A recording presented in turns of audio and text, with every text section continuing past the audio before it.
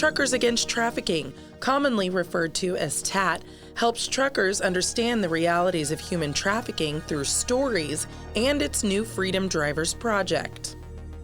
So Truckers Against Trafficking is a nonprofit organization that started in 2009 when they recognized that human trafficking was a big issue.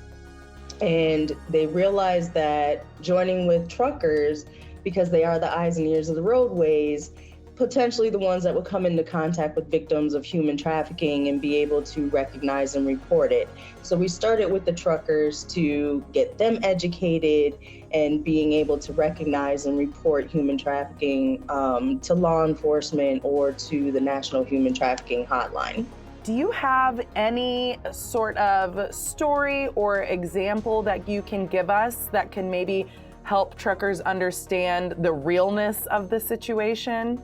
So one story in particular is with a TA Petro truck stop where two employees were trained, with our materials, and they happened to just be paying attention and recognize that the hotel that was across the street from them, which was located in Jessup, Maryland, there was suspicious activity going on, and by them, paying attention and making that phone call, 12 victims were actually recovered and 3 traffickers or pimps, arrested for the activity that they were doing. They were selling their victims online and also just out on the streets as well.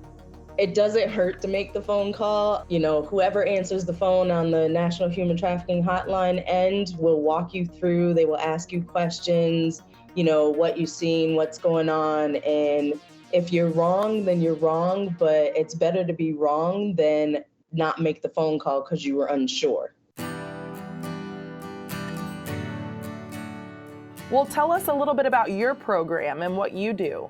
I am the Freedom Drivers Project Director, and I travel with a 48-foot mobile museum or exhibit.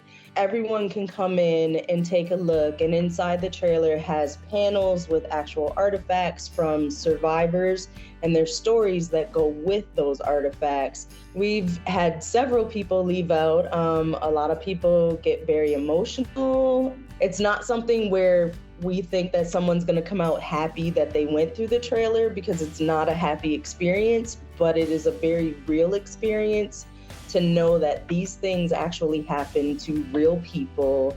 So we want to show them the realism of that. The biggest thing I would say is be aware of your surroundings when you're out traveling, even if you're just going to like a Walmart and you're in the parking lot, because trafficking can take place anywhere and any time of day. Knowing what some of the red flags are, knowing what to look for, knowing how to report it, is the biggest thing that I can tell anyone. And again, if they see something, say something.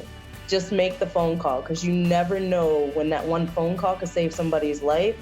And, just look at it as, what if it were one of your family members that this was happening to and someone else seen something but didn't make the call?